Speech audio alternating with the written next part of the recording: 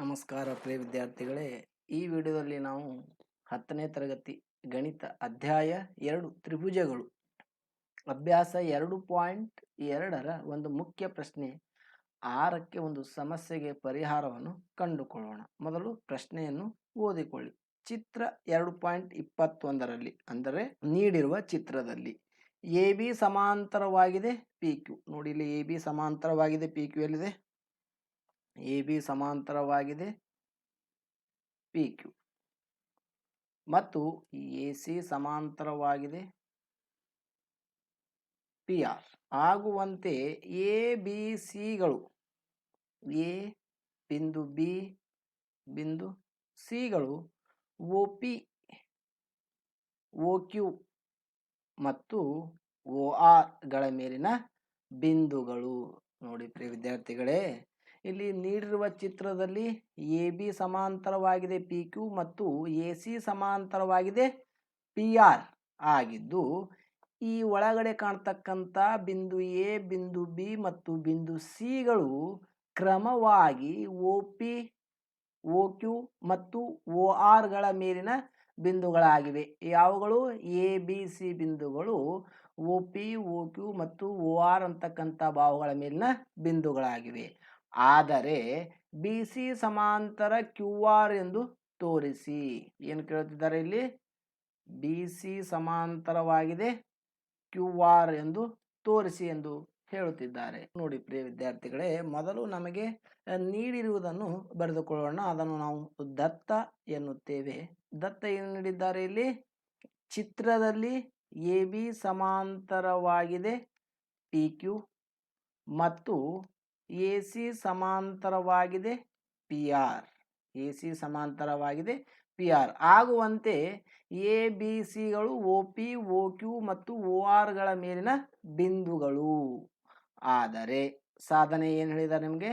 BC ಸಮಾಂತರ QR ಎಂದು ಸಾಧಿಸಿ. ನೋಡಿ ವಿದ್ಯಾರ್ಥಿಗಳೇ, ಪ್ರಮೇಯ 2.1, 2.2 ನೀವು ನೆನಪಿಸಿಕೊಳ್ಳಿ. ಅವುಗಳನ್ನು ನಾವು ಮೂಲ ಸಮಾನುಪಾತೀಯ ಪ್ರಮೇಯ ಹಾಗೂ ಮೂಲ ಸಮಾನುಪಾತೀಯ ವಿಲೋಮ ಪ್ರಮೇಯ ಎಂದು ಕೂಡ ಹೇಳುತ್ತೇವೆ. ಪ್ರಮೇಯ 2.1 ನಮಗೆ ಏನು ಹೇಳುತ್ತದೆ? ಒಂದು ಬಾಹುವಿಗೆ ಸಮಾಂತರವಾಗಿ ಎಳೆದ ಸರಳ ರೇಖೆಯು ಉಳಿದೆರಡು ಬಾಹುಗಳನ್ನು ಸಮಾನುಪಾತದಲ್ಲಿ ವಿಭಾಗಿಸುತ್ತದೆ. ಅಂದರೆ ಪ್ರಿಯ ವಿದ್ಯಾರ್ಥಿಗಳು ನೋಡಿ, ಇಲ್ಲಿ ಇದು ತ್ರಿಭುಜ ABCD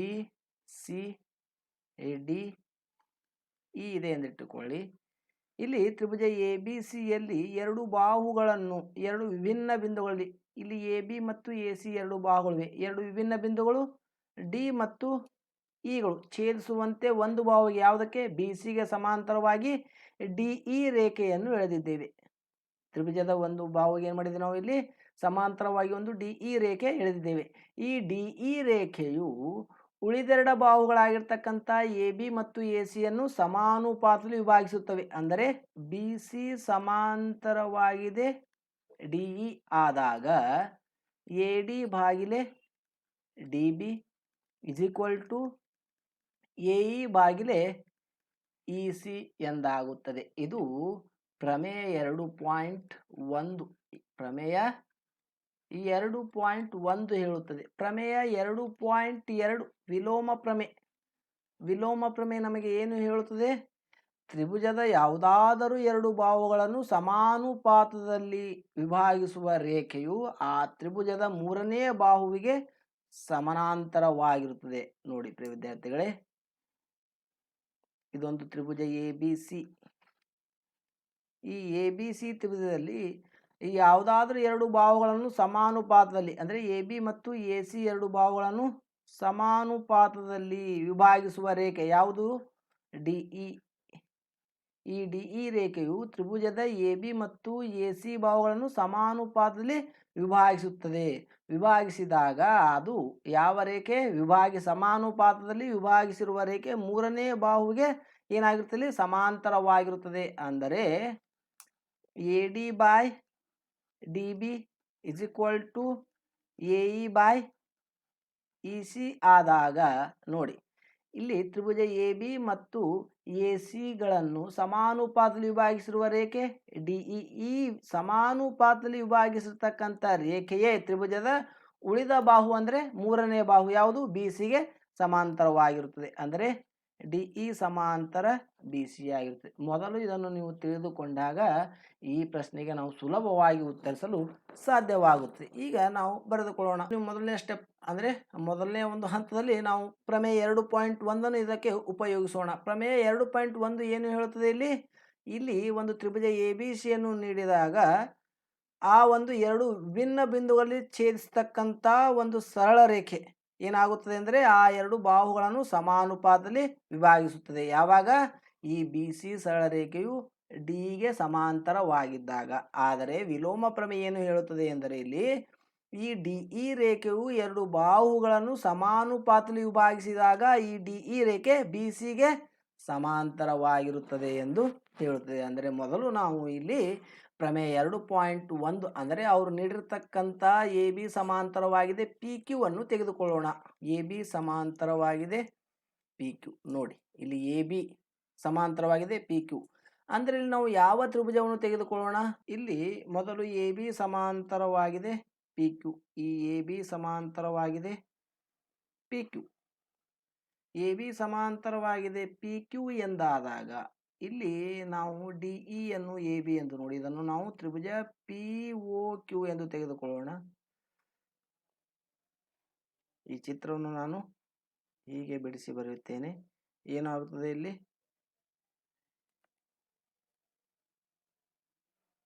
ಪಿ ಒ ಕ್ಯೂ ಇದು ಎ ಪಿ. ಇದನ್ನು ನಾವು ಹೀಗೆ ಬರೆದುಕೊಂಡಾಗ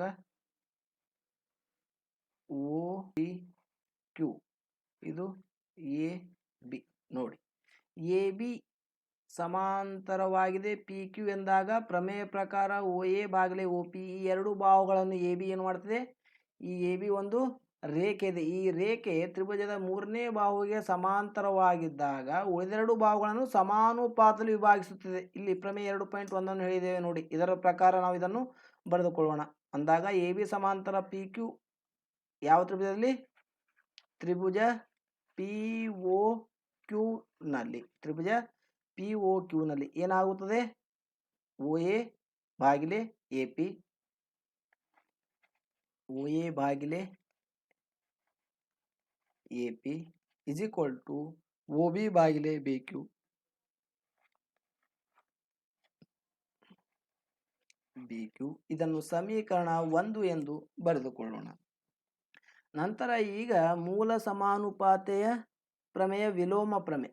ಇದರ ಪ್ರಕಾರ ಯಾವುದು? ಇನ್ನೊಂದು ನೀಡಿರ್ತಕ್ಕಂಥ ಇದನ್ನು ನಾವು ಎ ಸಿ ಸಮಾಂತರವಾಗಿದೆ ಪಿ ಆರ್ ಅನ್ನು ತೆಗೆದುಕೊಳ್ಳೋಣ. ಎ ಸಿ ಸಮಾಂತರವಾಗಿದೆ ಪಿ ಆರ್. ಇಲ್ಲಿ ಈ ತ್ರಿಭುಜ ಪ್ರಿಯ ವಿದ್ಯಾರ್ಥಿಗಳೇ P O R A C ಸಮಾಂತರವಾಗಿದೆ ಪಿ ಆರ್ ಎಂದಾಗ ತ್ರಿಭುಜ ಪಿ ಒ ಆರ್ ಅಂದರೆ ಇಲ್ಲಿ ಒ ಪಿ ಆರ್ ಇಲ್ಲಿ ಏನಿದೆ? ಇಲ್ಲಿ ಎ ಸಿ. ನೋಡಿ ಈ ಚಿತ್ರವನ್ನು ಸ್ವಲ್ಪ ಈ ಒಂದು ಮಾರ್ಗದಲ್ಲಿ ತಿರುಗಿಸಿ ನೋಡಿದಾಗ ನಿಮಗೆ ಈ ಥರವಾಗುತ್ತದೆ.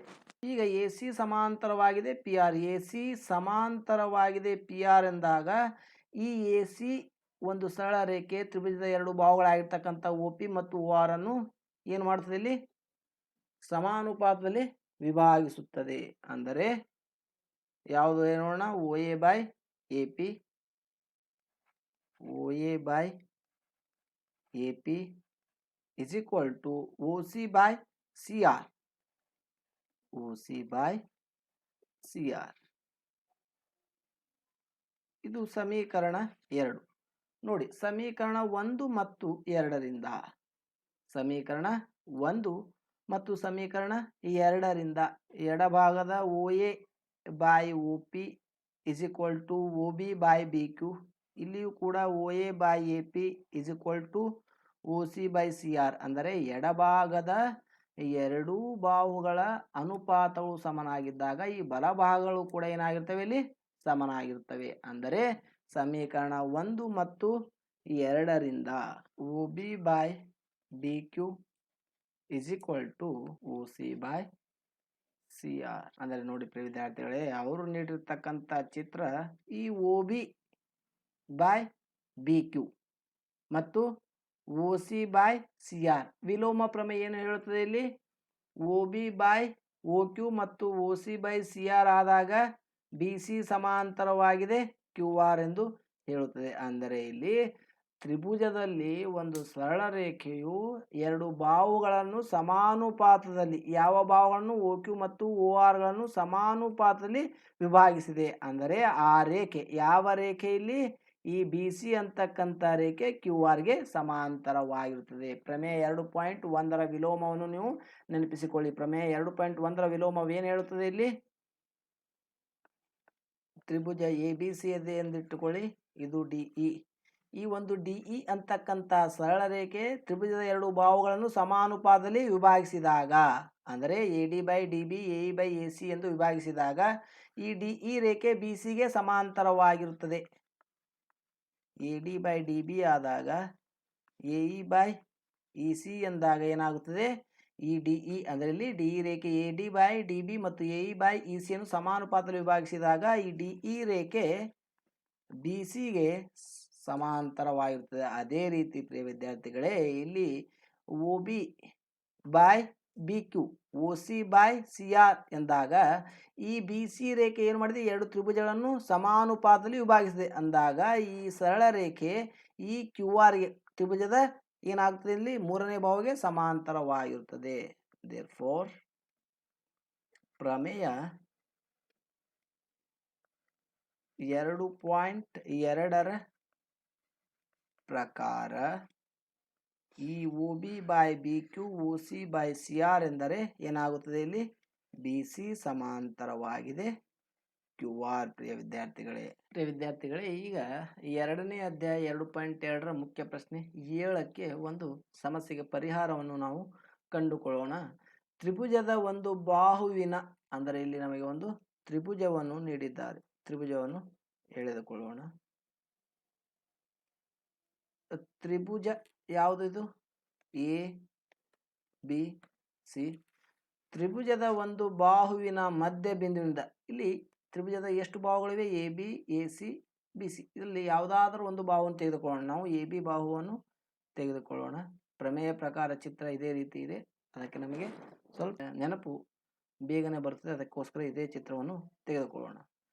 ಮಧ್ಯ ಬಿಂದುವಿನಿಂದ ಮತ್ತೊಂದು ಬಾಹುವಿಗೆ, ನೀವು ಮತ್ತೊಂದು ಬಾಹು ಅಂದರೆ ತ್ರಿಭುಜ ಎ ಬಿ ಸಿ ಯಲ್ಲಿ ಒಂದು ಬಾಹುವಿನ ಮಧ್ಯ ಬಿಂದು ಅಂದರೆ ಎ ಬಿ ಬಾಹುವಿನ ಮಧ್ಯ ಬಿಂದುವಿನಿಂದ ಮತ್ತೊಂದು ಬಾಹು ಅಂದರೆ ಇಲ್ಲಿ ನೀವು ಎ ಸಿ ಅಥವಾ ಬಿ ಸಿ ಬಾಹುವಿಗೆ, ನೀವು ಎ ಸಿ ಬಾಹುವಿಗೆ ಕೂಡ ಸಮಾಂತರವಾಗಿ ಅಥವಾ ನೀವು ಬಿ ಸಿ ಬಾಹುವಿಗೆ, ಎ ಸಿ ಬಾಹುವಿಗೆ ಸಮಾಂತರವಾಗಿಯೂ ಒಂದು ರೇಖೆ ಎಳೆಯಬಹುದು, ಬಿ ಸಿ ಬಾಹುವಿಗೆ ಸಮಾಂತರವಾಗಿ ಒಂದು ರೇಖೆಯನ್ನು ಎಳೆಯಬಹುದು. ಅದಕ್ಕೆ ನಾವು ಬಿ ಸಿಗೆ ಸಮಾಂತರವಾಗಿ ಒಂದು ರೇಖೆಯನ್ನು ಎಳೆಯೋಣ.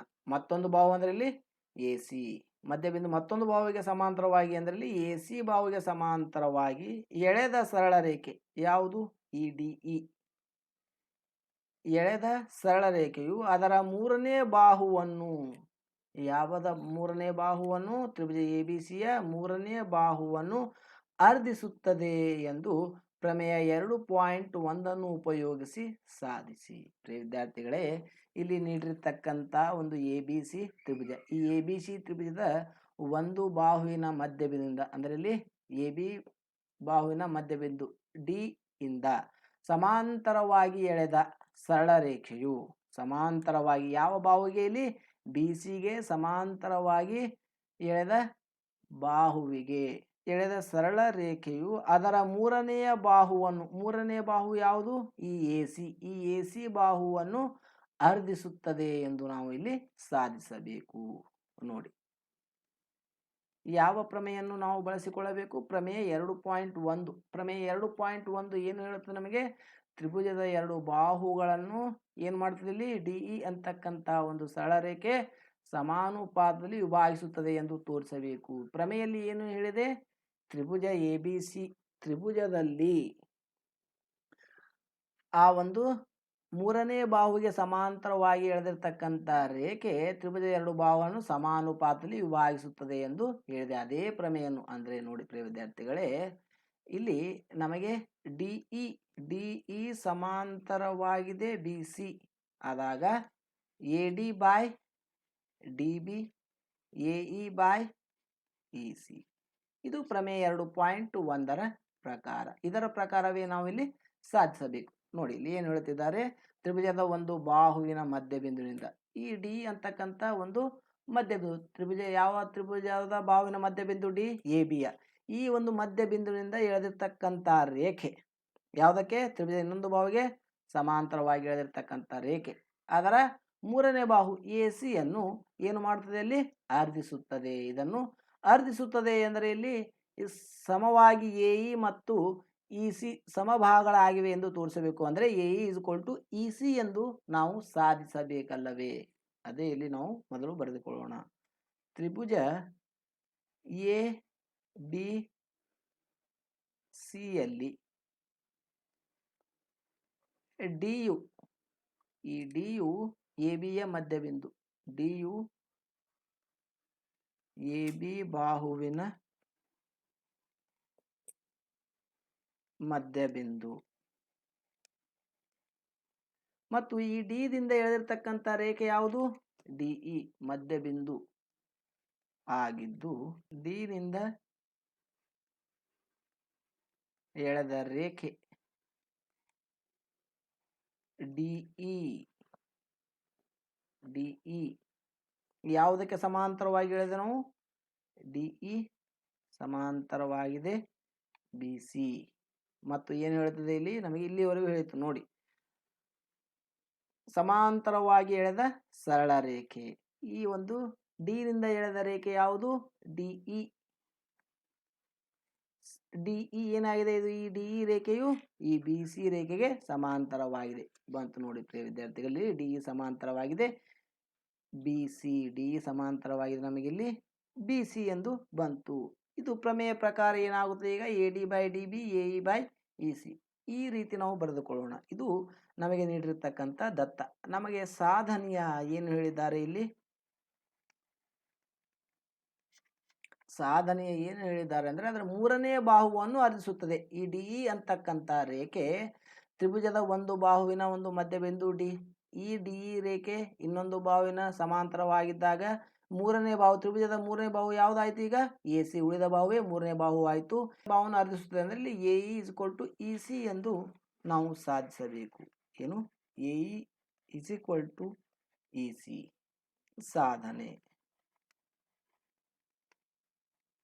ನೋಡಿ ಪ್ರಿಯ ವಿದ್ಯಾರ್ಥಿಗಳೇ, ಪ್ರಮೇಯ 2.1ರ ಪ್ರಕಾರ ನಮಗೆ ಡಿ ಇ ಸಮಾಂತರ ಬಿ ಸಿ, ಡಿ ಇ ಸಮಾಂತರ ಬಿ ಸಿ ಆದಾಗ ನಮಗೆ A D by D B, A D by D B is equal to A E by E C, A E by E C. ಈಗ ಈ D ಮಧ್ಯ ಬಿಂದುವಾಗಿದೆ. ಈ D ಮಧ್ಯ ಬಿಂದುವಾದಾಗ ನಮಗೆ A D is equal to D B, D ಮಧ್ಯ ಬಿಂದುವಾಗಿದೆ. ಆಗ ಏನಾಗುತ್ತದೆ ನೋಡಿ, A D is equal to D B. ಏಕೆ, ಡಿ ಯು ಎ ಬಿಯ ಮಧ್ಯಬಿಂದು. ಅಂದರೆ ಪ್ರಿಯ ವಿದ್ಯಾರ್ಥಿಗಳೇ, ಇಲ್ಲಿ A D is equal to D B, ಇಲ್ಲಿ ನೋಡಿ A D by D B ಇದೆ. ಈ ಡಿ ಬಿ ಸ್ಥಾನದಲ್ಲಿ ನಾವು ಏನು ಮಾಡೋಣ, ಎ ಡಿಯನ್ನು ಬರೆದುಕೊಳ್ಳೋಣ. ನೋಡಿ, ಈ ಎ ಡಿ ಸ್ಥಾನದಲ್ಲಿ ಡಿ ಬಿಯನ್ನು ಬರೆದುಕೊಳ್ಳೋಣ, ಅಥವಾ ಡಿ ಬಿ ಸ್ಥಾನದಲ್ಲಿ ನಾವು ಎ ಡಿಯನ್ನು ಬರೆದುಕೊಳ್ಳೋಣ. A D by D B ಎಂದರೆ ಇಲ್ಲಿ ನಮಗೆ A D is equal to A E by E C. ನೋಡಿ, A E by E C. ಈಗ ಎ ಡಿಯನ್ನು ನಾವು ಛೇದಿಸಿದಾಗ 1 1 ಬರುತ್ತದೆ. ಅಂದರೆ ಪ್ರಿಯ ವಿದ್ಯಾರ್ಥಿಗಳೇ, A E by 1 is equal to A E by E C. 1/1 ಎಂದಾದಾಗ ಇದನ್ನು ಓರೆ ಗುಣಾಕಾರ ಮಾಡಿದಾಗ E C is equal to A E C is equal to A E. ನಮಗೆ ಕೇಳಿದ್ದು ಕೂಡ A is equal to E C. ಇದನ್ನು ಅಥವಾ A E is equal to E C ಎಂದು ನಾವು ಸಾಧಿಸಿದೆವು. ಲೆಕ್ಕಗಳು ಬಹಳ ಸುಲಭವಾಗಿವೆ. ಪ್ರಶ್ನೆ 8. ತ್ರಿಭುಜದ ಯಾವುದಾದರೂ ಎರಡು ಬಾಹುಗಳ ಮಧ್ಯಬಿಂದುಗಳನ್ನು ಸೇರಿಸುವ ರೇಖೆಯು ಮೂರನೇ ಬಾಹುವಿಗೆ ಸಮಾಂತರವಾಗಿರುತ್ತದೆ ಎಂದು ಪ್ರಮೇಯ 2.2 ಉಪಯೋಗಿಸಿ ಸಾಧಿಸಿ. ನೋಡಿ ಪ್ರಿಯ ವಿದ್ಯಾರ್ಥಿಗಳೇ, ಮೊದಲು ನಾವು ಪ್ರಶ್ನೆಯನ್ನು ತಿಳಿದುಕೊಂಡು ಏನು ನೀಡಿದ್ದಾರೆ ಮತ್ತು ಸಾಧನೆಯ ಏನು ಸಾಧಿಸಿ ಎಂದು ನಮಗೆ ಹೇಳಿದ್ದಾರೆ ಎಂದು ತಿಳಿದುಕೊಳ್ಳೋಣ. ತ್ರಿಭುಜದ ಅಂದರೆ ಒಂದು ತ್ರಿಭುಜವನ್ನು ನಾವು ಹೇಳೋಣ. ತ್ರಿಭುಜ ಎ ಬಿ ಸಿ ಆಗಿರುತ್ತೆ. ತ್ರಿಭುಜದ ಯಾವುದಾದರೂ ಎರಡು ಬಾಹುಗಳ ಮಧ್ಯಬಿಂದುಗಳನ್ನು, ತ್ರಿಭುಜದ ಎರಡು ಬಾಹುಗಳು ಯಾವುವು? ಎ ಬಿ ಮತ್ತು ಎ ಸಿಯನ್ನು ನಾವು ತೆಗೆದುಕೊಳ್ಳೋಣ. ಈ ಎ ಬಿಯ ಮಧ್ಯಬಿಂದು ಡಿ, ಎ ಸಿಯ ಮಧ್ಯಬಿಂದು ಇ ಆಗಿರಲಿ. ಮಧ್ಯಬಿಂದುಗಳನ್ನು ಸೇರಿಸುವ ರೇಖೆ ಯಾವ ರೇಖೆ? ಈ ಎರಡು ಮಧ್ಯಬಿಂದು ಸೇರಿಸುವ ರೇಖೆ ಡಿ ಇ ಸರಳ ರೇಖೆ ಮೂರನೇ ಬಾಹುವಿಗೆ ಸಮಾಂತರವಾಗಿರುತ್ತದೆ. ಇಲ್ಲಿ ಬಾಹು ಎ ಬಿಯ ಮಧ್ಯಬಿಂದು ಡಿ ಮತ್ತು ಎ ಸಿಯ ಮಧ್ಯಬಿಂದು ಇ ಆದಾಗ ತ್ರಿಭುಜ ಎ ಬಿ ಸಿಯಲ್ಲಿ ಉಳಿದ ಬಾಹು ಯಾವುದು? B C. ಈ ಬಿ ಸಿ ಬಾಹುವಿಗೆ ಎರಡು ಮಧ್ಯಬಿಂದುಗಳನ್ನು ಸೇರಿಸಿರುವ ರೇಖೆ ಯಾವುದು? ಡಿ ಇ ಸಮಾಂತರವಾಗಿರುತ್ತದೆ ಎಂದು ಪ್ರಮೇಯ 2.2 ಉಪಯೋಗಿಸಿ, ಅಂದರೆ ನಾವು ಡಿ ಇ ಸಮಾಂತರವಾಗಿದೆ ಬಿ ಸಿ ಎಂದು ನಾವು ಇಲ್ಲಿ ತೋರಿಸಬೇಕು. ಪ್ರಿಯ ವಿದ್ಯಾರ್ಥಿಗಳೇ, ಇಲ್ಲಿ ಪ್ರಮೇಯ 2.2 ನೀವು ನೆನಪಿಸಿಕೊಳ್ಳಿ. ಪ್ರಮೇಯ 2.2 ಏನಿದೆ? ಇಲ್ಲಿ ಒಂದು ರೇಖೆ ಯಾವುದು? ಡಿ ಇ ಅಂತಕ್ಕಂಥ ಒಂದು ರೇಖೆ ತ್ರಿಭುಜದ ಎರಡು ಬಾಹುಗಳನ್ನು ಸಮಾನುಪಾತದಲ್ಲಿ ವಿಭಾಗಿಸಿದರೆ, ಅಂದರೆ ಸಮಾನುಪಾತದಲ್ಲಿ ಅಂದರೆ A D by D B, A E by E C, ಅಂದರೆ ಇಲ್ಲಿ ಡಿ ಇ ಅಂತಕ್ಕಂಥ ರೇಖೆ ತ್ರಿಭುಜ ಎ ಬಿ ಸಿಯಲ್ಲಿ ಎ ಬಿ ಮತ್ತು ಎ ಸಿ ಅನ್ನು ಏನು ಮಾಡುತ್ತಿಲ್ಲಿ ಸಮಾನುಪಾತದಲ್ಲಿ ವಿಭಾಗಿಸುವ. ಅದರಿಂದ A D by D B, A E by E C ಆದಾಗ ಏನಾಗುತ್ತೆ? ಇಲ್ಲಿ ಡಿ ಇ ಸಮಾಂತರವಾಗಿದೆ ಬಿ ಸಿ. ಇದು ಪ್ರಮೇಯ 2.2. ಅಂದರೆ ಇಲ್ಲಿ ನಮಗೆ ದತ್ತವೇನು ನೀಡಿದ್ದಾರೆ? ತ್ರಿಭುಜ ಎ ಬಿ ಸಿಯಲ್ಲಿ ಡಿ ಮತ್ತು ಇಗಳು ಕ್ರಮವಾಗಿ ಎ ಬಿ ಮತ್ತು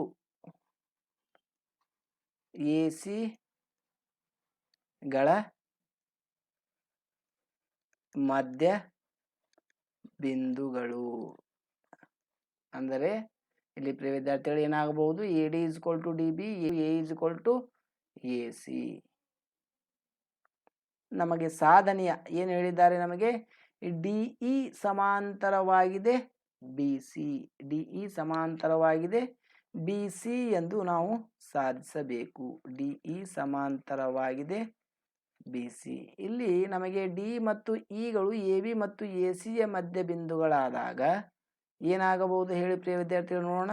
ಈ ಡಿ ಎ ಬಿಯ ಮಧ್ಯ ಬಿಂದುವಾದಾಗ A D is equal to D B, A D is equal to D B ಮತ್ತು ಇಯು ಎ ಸಿಯ ಮಧ್ಯ ಬಿಂದುವಾದಾಗ A is equal to E C, A E is equal to E C. ಏಕೆ? ದತ್ತ ಮೇಲಿನ ಒಂದು ದತ್ತವನ್ನು ನೀವು ನೋಡಿ.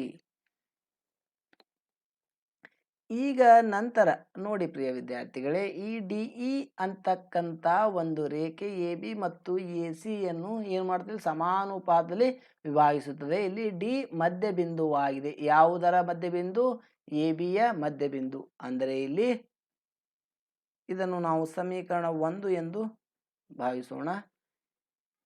ಇಲ್ಲಿ ಎ ಡಿ ಪ್ರಮೇಯ 2.2 ಪ್ರಕಾರ A D by D B. ನೋಡಿ ಪ್ರಿಯ ವಿದ್ಯಾರ್ಥಿಗಳೇ, A D by D B.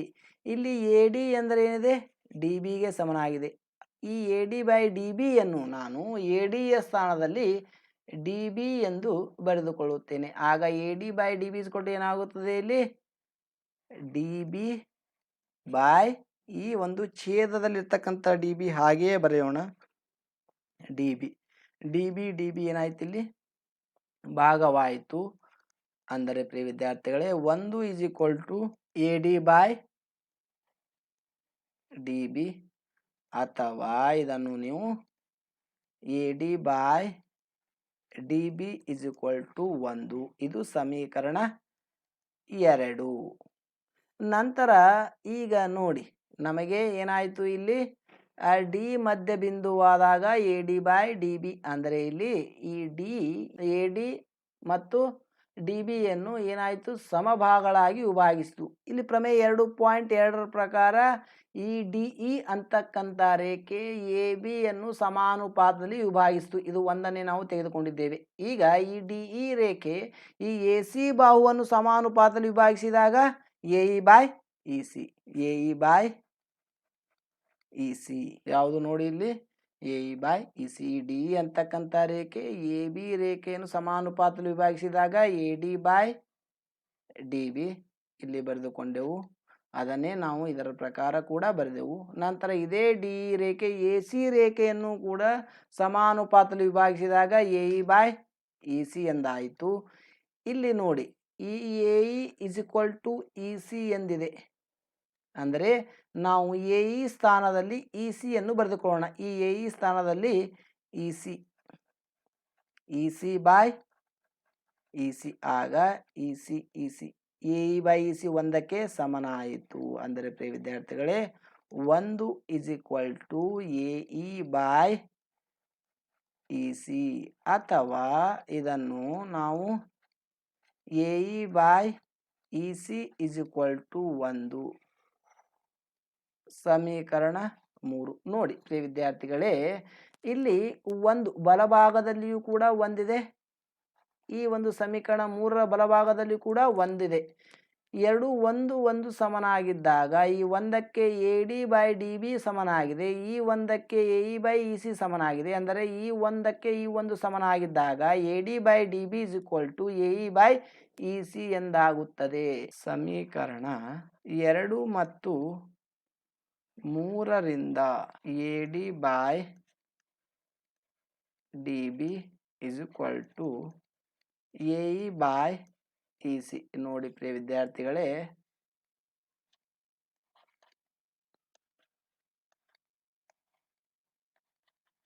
ಪ್ರಮೇಯ 2.2 ನೆನಪಿಸಿಕೊಳ್ಳಿ. ಇಲ್ಲಿ A D by D B A E by E C, ಅಂದರೆ ಈ ಡಿ ಅಂತಕ್ಕಂಥ ರೇಖೆ ಸಮಾನುಪಾತದಲ್ಲಿ ಎ ಬಿ ಮತ್ತು ಎ ಸಿಯನ್ನು ವಿಭಾಗಿಸಿ. ಅಂದ ಮೇಲೆ ಈ ಡಿ ರೇಖೆ ತ್ರಿಭುಜ ಎ ಬಿ ಸಿಯ 3ನೇ ಬಾಹುವಾಗಿರ್ತಕ್ಕಂಥ ಬಿ ಸಿ ರೇಖೆಗೆ ಏನಾಗಿರ್ತದೆ, ಇಲ್ಲಿ ಸಮಾಂತರವಾಗಿರ್ತದೆ. ಇದು ಪ್ರಮೇಯ 2.2 ನಮಗೆ ಹೇಳುತ್ತದೆ.